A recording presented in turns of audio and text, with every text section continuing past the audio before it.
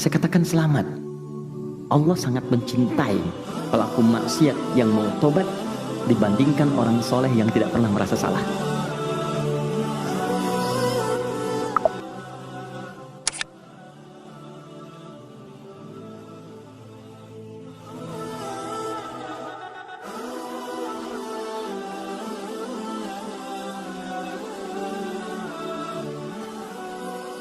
Alhamdulillah, sekali lagi kita bersyukur pada Allah Subhanahu wa taala, kita masih diberikan kesehatan, kita diberikan kekuatan, kita diberikan kenikmatan iman. Saat sementara saudara-saudari kita mungkin di hari ini ada yang kurang sehat, kita doakan semoga Allah memberikan kesembuhan terbaik. Ada juga di antara saudari-saudari kita yang mungkin hari ini masih belum beriman kepada Allah Subhanahu wa taala.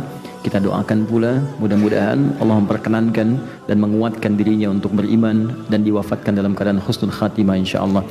Dan saya membiasakan untuk mengajak teman-teman memulai dengan mendoakan orang-orang sekitaran kita, keluarga termasuk kita, karena doa itu insyaallah senantiasa memberikan kelapangan-kelapangan dan kemuliaan. Tidak ada rugi dalam doa. Pasti dijawab oleh Allah Subhanahu wa taala.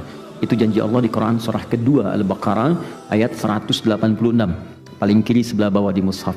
Allah katakan, wa idza sa'alaka 'ibadi 'anni fa inni qarib. Kalau hambaku sedang mencari-cari aku, katakan padanya aku dekat. Biasanya kalau orang cari Allah kan motifnya dua. Kalau bukan ingin taubat, atau yang kedua dia punya kebutuhan yang dimintakan kepada Allah. Dua itu. Kata Allah, katakan padanya, Allah berikan harapan, gak usah lelah mencari, aku dekat. Ini bahasa indah ya, bukan hanya dalam bahasa Arab, tapi dalam ilmu psikologi pun memberikan harapan yang kuat. Anda bertanya, Ustadz di mana?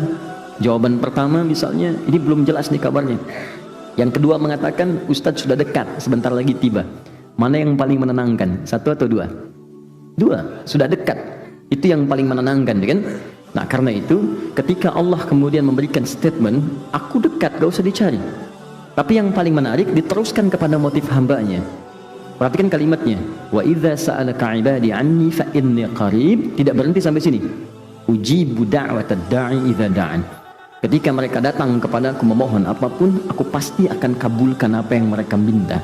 Sepanjang itu mengandung nilai kebaikan untuk dunia akhiratnya. Maka saya mohon kepada teman-teman sekalian, isi, jangan sampai ada sehari kita tidak berdoa pada Allah Subhanahu wa taala. Ya, dan di antara doa itu minta yang belum beriman supaya diberikan oleh Allah kekuatan iman. Alhamdulillah kami di Bekasi dengan teman-teman membiasakan, dan hampir setiap pekan ada yang masuk Islam. Ada yang masuk Islam. Ada yang mantan preman, ada yang mantan pembunuh, ada yang mantan penjudi, ada yang biasa-biasa. Tapi kita bahagia gitu. Ya, beberapa waktu yang lalu datang ke Akhir Center itu satu pertanyaan, Ustadz, saya mantan pembunuh, bisa nggak saya tobat? Saya katakan selamat. Allah sangat mencintai pelaku maksiat yang mau tobat dibandingkan orang soleh yang tidak pernah merasa salah. Lalu saya sampaikan Quran surah kedua di akhir ayat 222. Innallaha yuhibbut tawwabin. Allah cinta orang tobat. Dan Anda sekarang sedang dicintai oleh Allah. Saya pun belum tentu bisa mendapatkan status itu. Jadi ketika Allah menanamkan cintanya, ambil itu. Karena tidak semua hamba bisa mendapatkan kesempatan itu.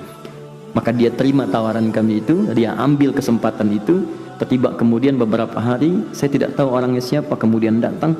Orang yang penuh dengan tato, wajahnya juga kelihatan tidak biasa. Tapi tiba kemudian ada pancaran keindahan di wajahnya. Dia datang cuma meluk, nangis. Setelah itu pamit pulang. Tapi dalam hatinya saya melihat ada janji untuk menjadi hamba yang lebih baik daripada sebelumnya. Setiap kita tidak pernah ada orang yang suci. Semua manusia pasti punya latar belakang yang pernah berbuat salah. Dan harapan itu dibuka oleh Allah untuk kembali menjadi baik. Adam itu manusia, Adam pernah salah. Dan Adam diberikan kesempatan berubah, Adam bertobat. Setan pernah salah, dan setan diberi kesempatan tobat, dia memilih untuk bertahan dalam kesalahannya. Jadi kalau Anda masih mengaku manusia, maka ciri kemanusiaan itu pasti melekat dalam diri kita.